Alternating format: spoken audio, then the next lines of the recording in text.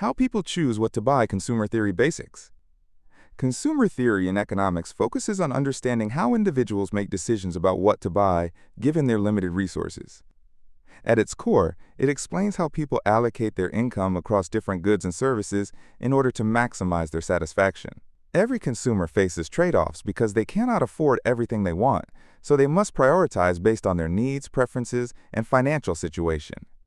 This process of decision-making is not random, but follows patterns that economists can study and model to better understand consumer behavior in the market. One of the key concepts in consumer theory is utility, which refers to the level of satisfaction or happiness a person gets from consuming a good or service. Different people derive different levels of utility from the same product, depending on their preferences and circumstances. For example, a person who relies on transportation for work may get higher utility from fuel compared to someone who works from home.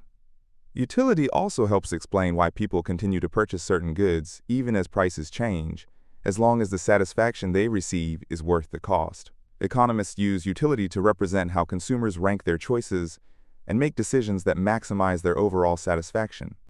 Another important concept is the budget constraint, which represents the limits of what a consumer can afford based on their income and the prices of goods.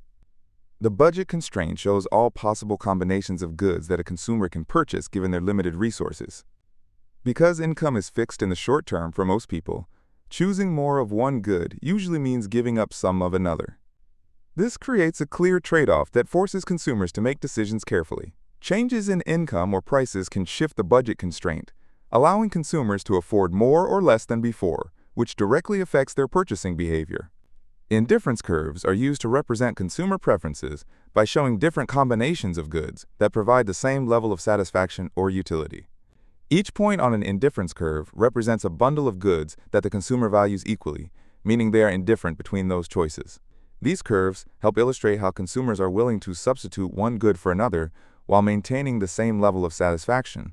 When combined with the budget constraint, indifference curves can show the exact point where a consumer maximizes their utility, which is the most preferred and affordable combination of goods. Together, utility, budget constraints, and indifference curves explain how people choose what to buy in a structured and logical way. Consumers aim to reach the highest possible satisfaction given their limited income, and they do this by balancing their preferences with what they can afford. This framework helps explain everyday decisions, from simple grocery shopping to major financial choices. By understanding consumer theory, we gain deeper insight into how demand is formed in the market and why people make different purchasing decisions even under similar conditions.